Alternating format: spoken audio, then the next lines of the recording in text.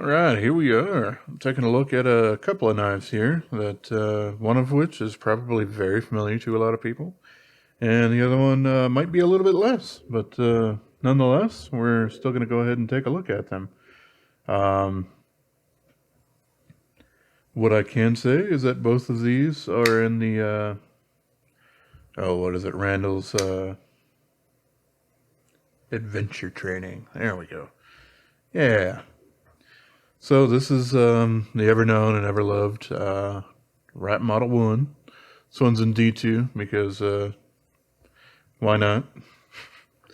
I got this one in kind of the brown tannish kind of color because, hey, it might go a little bit better with my kind of khaki-looking pants when I'm actually wearing those out and about, whenever that might actually happen again. But yeah, if you aren't familiar with this guy, this one is the larger of them, and yeah, we're gonna go. It's basically like 3.5 inches or so. Yeah, right around 3.5 inches. And as you can see, this guy is very, very similar. This is the ESEE Avispa, which is a type of hornet, if I remember right, or just some other kind of a mean sort of thing. Both of these are imported, even though this is an Ontario knife company. I don't know if they actually make anything in Canada. so there's that. They both actually come from Taiwan, which is fine. Something kind of interesting is that both of these are, a little bit different variants. This one is, the D2 model, so a little bit more posh. This one is actually in SK5 carbon steel, and you can see I got quite a few scratches and whatnot going on there. I'm fine with that, whatever. Alright, so kind of the first thing that very much sets these things apart, outside of the blade shape, is much more of a drop point rather than the spear point that we got going on over here on this guy. This one is a liner lock, and this one is a steel frame lock. So, with that being said, I can definitely go ahead and compare the thickness of these two.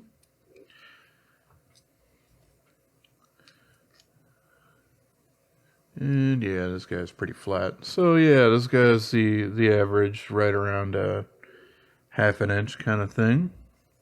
This one is quite a bit less. At basically like 0.1 of an inch, which actually is fairly significant. Next thing that I can say about these guys is neither one of them are going to be a lightweight knife. Both of them are using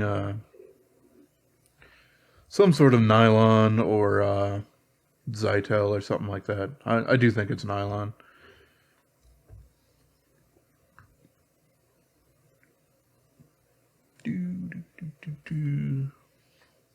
Not tear. Units. There we go. So yeah, this is 4.93 ounces or so. And it's right around 4.6. So a little bit lighter on the frame lock, which does definitely tell you that this guy does have quite a bit of bulk for it. Let's close that up. So the action on these guys, both of them are pretty good. I will have to give it to the Rat Model 1 as far as just, it's a little bit more smooth. And the liner on it is actually more comfortable to close than the frame lock, because they haven't really chamfered much of the edge here. It does kind of dig into your thumb a little bit. So there is certainly that. The thumb studs are a little bit different, as you can see. The Rat's got kind of a little bit more conical shape to it, and the ESEE is a little bit more cylindrical. The handles are very, very, very similar, which is why for a little bit I was actually using this as a comparative instead, because I didn't have a Rat Model 1 at the time. But yeah. So, here's where things kind of divulge a little bit. This guy, you know, as I said, it's a frame lock. Something that is a little bit different, I suppose. Really doesn't matter all that much, but the stop pin on the Rat Model 1 is just another one of those screw hole things, whereas this one, it's a stud, it's not the screw hole. Whatever. So, that being said, you can see that the ESEE Avispa comes with the pocket clip in the tip down orientation. The Rat one did as well. However, this one has a major, major flaw with that. If you do actually mount it for the tip up configuration, the clip actually forces its way onto the lock bar, which makes it very difficult to actually close. It's I don't know if that was an oversight or they just didn't care because they wanted a frame lock, and you know, they come standard that way. But yeah, trying to mount the pocket clip on this Avispa in the tip up configuration, it's a bad time. If you're lefty, you probably have a lot better time with that, because hey, at least both of these do, you know, accommodate lefties, which is great.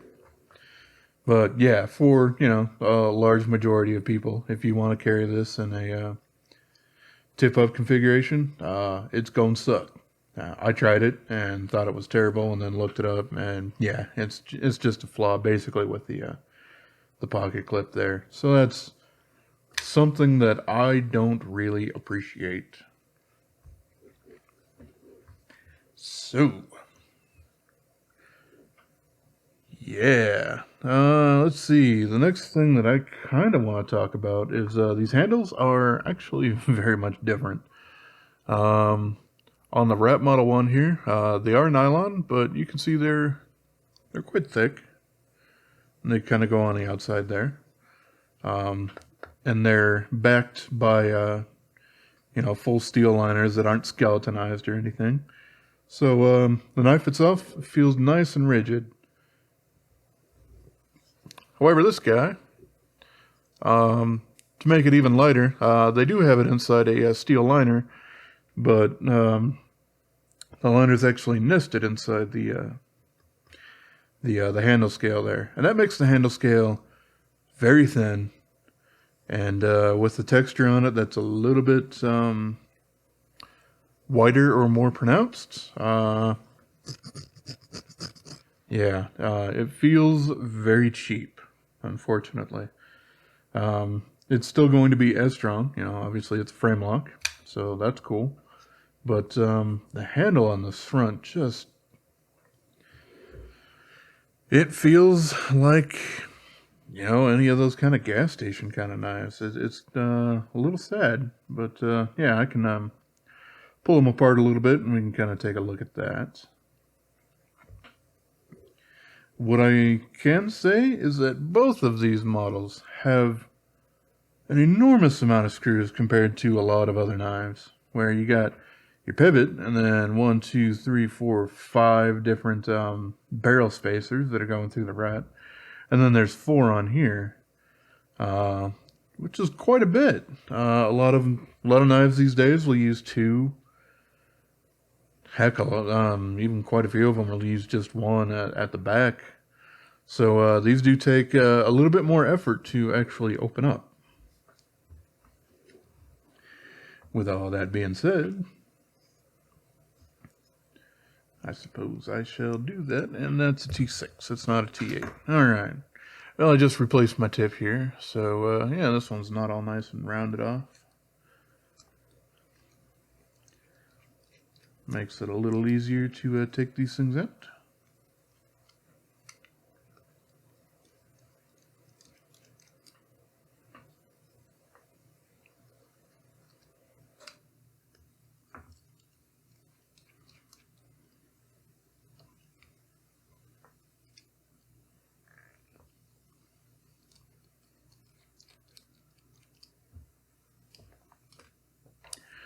Well, that sucks. I'll have to find that a little bit later. It's why you should generally have a mat. Mine is actually sitting in another room, so I just got lazy, but that's alright. Alright, so there's the pivot. And yeah, you can see here's the little nylon scale here. It is nice that it's, nested and everything, but yeah, this thing just feels like a cheap little piece of plastic like it is. But, hey, this one actually is skeletonized there. It's apparently got a whole bunch of schmutz on the inside here, so I'll clean that off a little bit. Yeah, I suppose at this point we can crack them on open. So yeah, this guy, as well as this one, both kind of constructed with a phosphor bronze washer that interfaces on the liners, but the knife itself interfaces on these flimsy, tiny little nylon washers. I know it's a cost-cutting move as well as, kind of a... Or actually... Nope, I'm completely crazy. This one doesn't even have nylon. So this is just phosphor bronze washers, which should help it to have a little bit better action than the Rat Model 1. But it does not.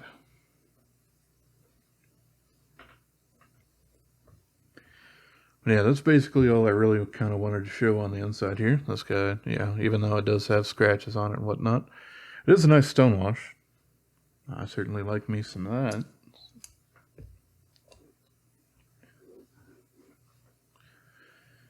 So yeah, let's go ahead and well, actually helps to have blade stop pen, since this one doesn't screw in like I was just mentioning earlier.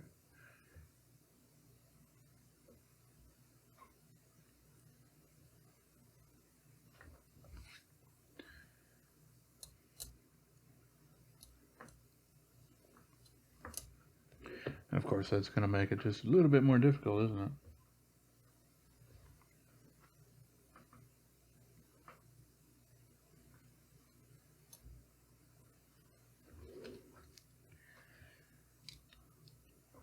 They did do a pretty good job of trying to make this thing nice and compact. And they certainly did achieve that by doing the frame lock thing, as well as, all the rest of...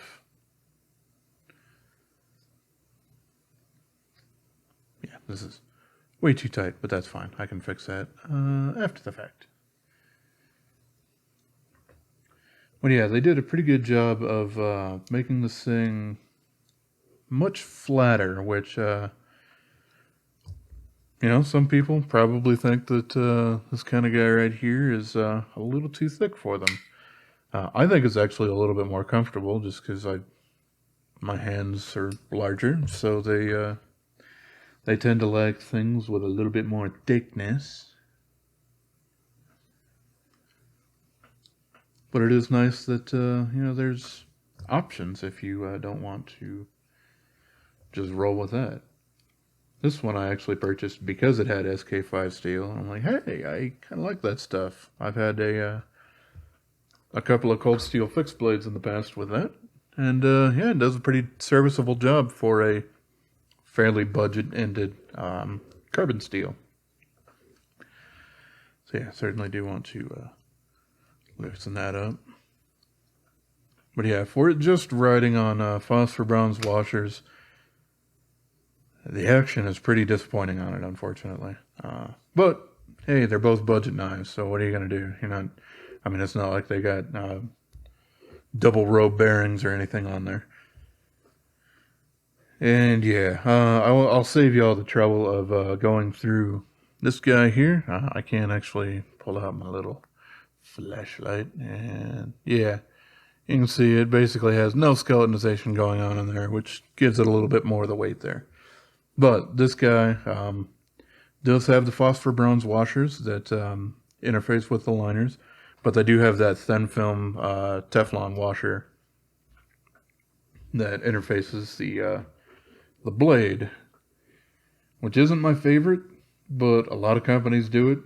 Cold Steel does it with a ton of their stuff. And yeah, it works. It's just that those things are very, very brittle. So you gotta be fairly careful and cognizant of that when you're taking it apart for maintenance. So yeah, between the two of them, I will say that the Rat Model 1 is certainly just implemented better. In a lot of ways, the ESEE Avispa, in theory, should win out quite a bit. You know, it's frame lock, so it's supposed to be stronger. It's thinner, so that helps out with getting things on the pocket. And I don't know. I do kind of think, at least a little bit, that the spear point might be a little bit more useful for people than this full drop point up here, because it's just a little bit easier to get to that tip if you're cutting down towards something. Whereas this guy, you really got to get down there and probably use the index point kind of grip. But just in execution, this guy is quite a bit better. And, you know, it is super nice that they do make this in a D2 variant. And then, yes, this one is in SK5. The normal version of this is in AOS 8, as well as the Rat number 1. So there you go. If anybody was kind of curious about this guy, and we're kind of debating whether or not to pick up this one or Rat Model 1, I would just say go for the Rat Model 1. Yeah, just it is a little bit heavier. It's a little bit thicker, but that makes it much more comfortable. The action's better, and you have the option of getting a better steel on here with D2. SK5 is great for a carbon steel, but D2 does keep its edge more, at least from my experience. Of course, SK5 is fairly trivial to sharpen, and D2, it takes a little bit more effort. It's not impossible, but yeah, it's not impossible by any stretch of the imagination. But it does take more work than that. But hey, that's kind of your advantage for carbon steels in general, is they're quite a bit easier to sharpen and maintain. So there you go. As probably isn't a surprise to anyone, the Rat Model 1, I think, is the better knife. They are basically right around the same price. I think this one's a little bit more expensive because it's the D2 variant. So they're both fairly inexpensive, you know, both, cheaper than right around $40 or something like that. So both of them are coming in under that. But yeah, there's also a lot more aftermarket kind of things for the Rat Model 1. If you don't like these scales, which I'm not super in love with them because they have such a fine texture on them. They're actually kind of slick, which I don't personally appreciate. But there's a lot of aftermarket kind of things out there, so you can get those in G10 or micarta. I think that they do a G10 with carbon fiber laminate version of this knife. But it's really expensive. I think it's like almost $90, and it's just not worth it for that. So there's that. But yeah, you have much more options. It's a little bit more comfortable. Something that a lot of people probably like is that you can quote unquote sneak up on the blade or whatever. It's not a choil. So you got to keep that in mind, and you got to be very careful because there's nothing keeping you from just sliding right onto the blade outside of the jimping going on back here. So typically, I don't like to do that, but I'm also quite used to like my Spyderco Endura, which kind of has the same sort of thing, but not really super friendly for your fingers. So I am used to my index finger being farther away from the blade, so that doesn't bother me. This guy is still just a little bit too tight, so yeah, I'll go ahead and adjust that a little bit more. Still no blade play. Yeah, that's better though. So yeah, this isn't a bad knife at all. You know, if you purchased or were gifted one of these guys, hey, it is going to serve you quite well. If you have the choice, I think that the Rat Model 1 is probably the way to go. That being said, it's fairly large, you know, with the 3.5-inch blade like both of these have. So, you know, a lot of people probably prefer the Rat Model 2, which is, you know, smaller. In my particular case, with my hands, too small. It just doesn't fit comfortably in my hands. So, sorry, Nick Shabazz, but these meat hooks are just a little bit too small for your size preference. So, yeah, well, that's basically kind of the comparisons that I wanted to make between these two, since they're both kind of from the same designer, or at least design company, blah, blah, blah, whatever. And yeah, so I will go ahead and end the video and then pick up that screw on the floor. These screws aren't ferrous, so they're not magnetic. That happens on both of these. So I'm going to have to rely on the fact that it's black against kind of my tannish carpet. All right, so it's going to be a fun treasure hunt for me after this. All right, as always, I appreciate y'all for watching, and have yourself a wonderful rest of your day, yo.